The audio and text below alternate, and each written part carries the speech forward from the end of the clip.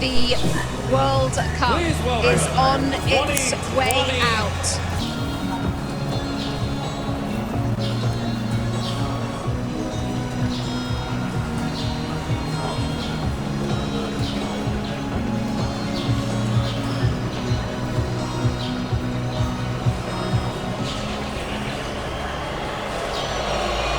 President of the United States on the field,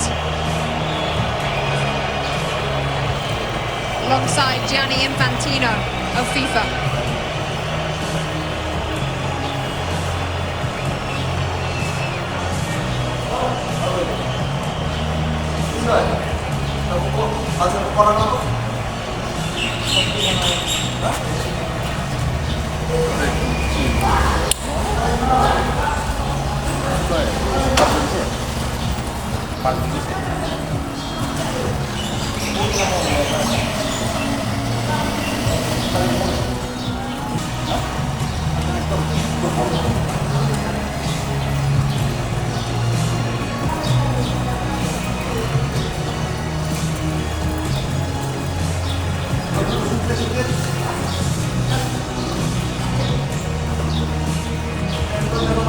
Plenty of awards to give out: the Fair Play Trophy, the Young Player Award, the Golden Glove, the Golden Ball, the Golden Boot, and then the ultimate prize in world football.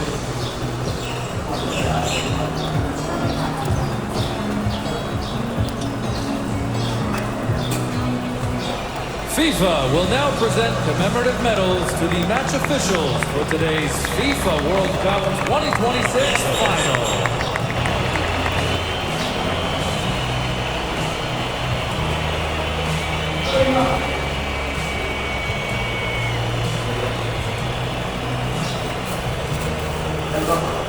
The match officials receiving their medals first.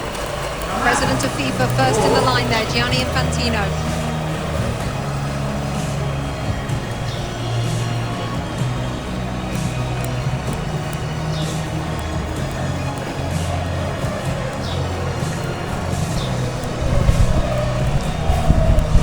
Next to President Donald Trump of the United States, the President of Mexico, Claudia Sheinbaum, and Mark Carney, the Prime Minister of Canada, all in the receiving party. The match official. The FIFA Young Player Award, presented by Aramco.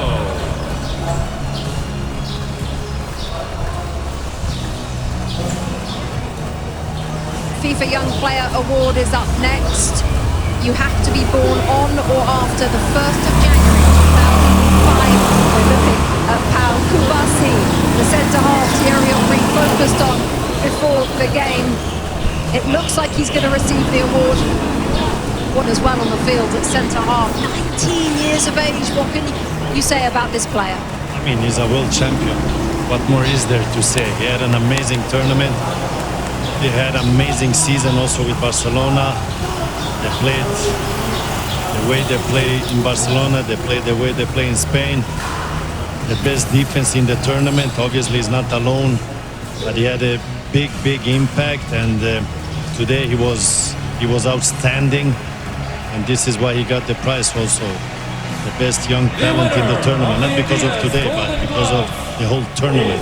So congrats to him. Great future. It also shows the faith that they have in these players, regardless of what age. If you're good enough, you're good enough. Doesn't matter how old you are, and if you've grown up in the system, you understand, they'll put you in. They'll start you in a World Cup. Unai Simon, Adidas Golden Glove winner, best goalkeeper at the tournament. He also has the most clean sheets. What a performance from him and from the players in front of him, Lex. I mean, sometimes goalkeepers don't get the attention that they deserve. Sometimes they say, oh, you're not facing enough shots, you're not saving the ones that you should save. The mental fortitude that it takes, especially when your team has a lot of possession, to be ready to make that save, and maybe it's the one or two saves. Don't for a second think that that is not quality and that is not important. So I'm glad that he is being recognized, and I think his players in front of him recognize that if and when they make a mistake, there is someone back there that's going to save them. Also interesting, Thierry, because there was a discussion before the World Cup about which one should start. The coach answered it straight away. He said Unai Simon will be first, and And that's about it. He ended the debate straight away. How about this, Zlatan? Rodri, best player at the tournament, Adidas Golden Ball. Well deserved, well deserved. This is a player, we talked about the stars, they scored their goals, they got their assists, but this player here, I enjoy him every time he's on the pitch. He plays a fantastic game, he's a genius, he always takes the right decision. Today he changed him, but Thierry had a point there. When they went one guy up, they didn't needed him anymore on the pitch because they didn't need the defensive player when he defends and to take those balls because it was all about the attack. So well deserved. I enjoyed this guy. He's a Ballon d'Or winner also, and now he gets the best player in the World Cup. And that's my third example of don't give up. He had a rough season, did his cruciates. People thought he couldn't be the player he was going to be. He looked slow. City are not the same. He's not the same. And that's the answer. You lift the World Cup. In a tournament where we talked so much about the stars, and rightfully so, while he's a star, it's a different type of star. And so I'm glad that he's being recognized because a lot of the stuff that he does sometimes can go unseen. But here we go. Lionel Messi. Alexi leading up Argentina as runners-up at this tournament. What can I say about it? Obviously, in this moment, he's a champion. And champions want to win, and they want to win everything. And he has won everything, so he'll be disappointed. But my goodness, I think we can very, very quickly turn it to how important he is, how iconic he is, and how amazing he is, regardless of what the score was today. And Zlatan, how lucky we are to have seen him play for the last 25 years. I mean, we have enjoyed him. We have enjoyed him during this World Cup. He has not. I know he's sad he didn't win the World Cup, but listen, he had an amazing World Cup. He kept this team alive. He did some amazing stuff. He had moments where he was human. He had moments where he was not a human. And I hope he can continue to play as much as possible so we can enjoy him even more. Will we see him in another World Cup? I don't know, you never know. But we have enjoyed him and we're happy he plays the game because we're going to be very sad when he stops playing. What we have learned, Thierry, is to never bet against him. No, it takes a team like Spain to be able to beat Argentina. And like I mentioned before, if they won today, they would have done something that I don't know if it would have been possible to do that, to win 4 major competitions in a row. They were very short and close, to do it. And look at what it means to him. If you ever have any doubt of it, this guy still have some fire in his belly. Look at him. Look at what it means. Look at this. Everyone is clapping because you're looking at him, and this is what he meant. What it means to him. He won already. Well, everything. And look at the guy. Look at the passion, the desire, the love that he has for his country, and how much he puts into it. And you have to give a lot of credit also to Scaloni, because when he arrived in the national team, he didn't look like he was going to be that way. And they did it all together with their fans. They came short today, but thank you, Argentina, once again. And Leo, I don't know what to say anymore about this guy. You know, he came short. Yes, let's just listen to this.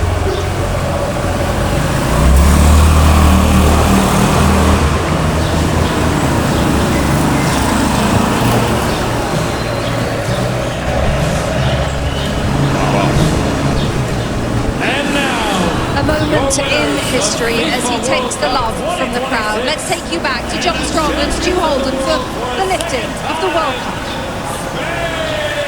Rebecca, the frightening thing isn't just that Spain have won the World Cup without trailing at any point, while only conceding 1 goal, while already being the European champions. Really, the frightening thing is the fact that Spain were already world champions. A lot of us were in Sydney 3 years ago as their women won the World Cup.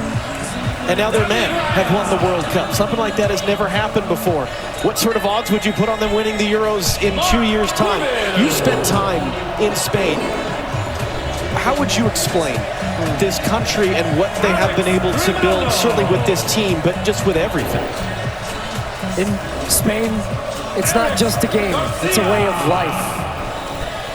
They live it, they breathe it, and clearly they play it in just such a beautiful way. And It's fun to watch. It's a joy to watch. We should all enjoy this type of football. And hearing Zlatan and Thierry Alexi talk about it, the best team won. The best team throughout the tournament. I don't think we'll ever see a scenario again where just one goal against, 7 clean sheets. The best defense is a good offense, and the way in which they keep the ball, they break you, but then as soon as you get the ball, they win it back within just a couple of seconds. It's a commitment. Every single player to a man is so comfortable with the ball at their feet. You have 19-year-olds that look like 35-year-olds that aren't awed by the moment. And even in a day where we talk so often about stars, this is just the best example of a team. It is a team sport, and the best team won, and the best team showed it throughout this entire tournament, and it's incredible what they do. You saw Ferran Torres a moment ago. He adds his name to the list of players to have scored the winning goal in a World Cup final alongside Andres Iniesta.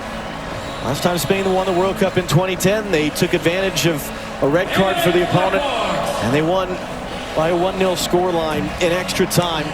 And yet so many players have made plays. Mikel Merino coming off the bench to score a pair of game-winning goals during the tournament. Aymeric Laporte has been a starting center back at 4 tournaments now with 4 different partners next to him as part of this Spanish team that only allowed 1 goal. Alex Baena, who would have put him on the list of a guy to be a consistent starter? But a perfect example, again, of a guy just that had so many important contributions for this group. And in a rare occasion where we think about history many years from now, about this World Cup, this edition, and who knows how many Lamine Yamal is going to win, wearing the number 19 shirt at 19 years old, turned 19 throughout the tournament, and yet scored 1 goal. That's a scary thought, that he's a World Cup winner on a day where he wasn't the star. But he understands what his role and what his importance is to this team, and he is willing to play that role for the betterment as his brother goes on to win a World Cup. But we will think about not just what they did, but how they did it. And this team will be remembered for so many years about just how dominant they were. Thinking back to that opening day when they drew against Cape Verde, scoreless draw. You asked me, are you worried about Spain? I wasn't. But you know they were going to go and win in this dominant fashion. There are now in the history of the Men's World Cup 5 teenagers to have won the World Cup while playing in the final, and 2 of them are on this Spanish team. Lamine Yamal and Pau Cubarsí, who, as you saw earlier, received the award for the best young player at the tournament. And Luis de la Fuente is the great example, as his predecessor as World Cup winning coach was Lionel Scaloni, of the Federation man. He was the youth national team coach. He didn't coach at a high-profile club. He wasn't a big star manager. He has done nothing but win, and he becomes now, at the age of 65, the oldest coach to win the FIFA World Cup. He said it best in his post-match interview. He said, this has been coming. We've won at every level, and they have. They win at youth national team levels. He managed this team at the U21s, then gets the senior job, and the most important one of all, he is now a World Cup champion as well. And here comes Rodrigo Hernandez Cascante, better known as Rodri, better known as Golden Ball winner for most outstanding player at this World Cup, 4 Ballon d'Or winner as World Player of the Year, either side of a torn ACL. What a player. A man who has done so many things, and really a guy that makes being a defensive midfielder cool, because he wins the most outstanding player of the tournament, not by scoring and assisting and doing all these things, but by doing all of the other things. And now it will be the job of Rodri, with his teammates behind him. They've been together for the better part of 2 months now here in North America. And they traveled from Atlanta to Guadalajara to LA to Dallas and here to New Jersey. One final act of this incredible summer of soccer for Rodri to lift the trophy and for the celebrations to begin both here and overseas.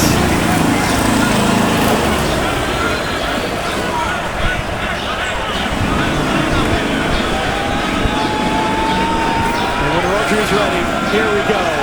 Spain have won the World Cup.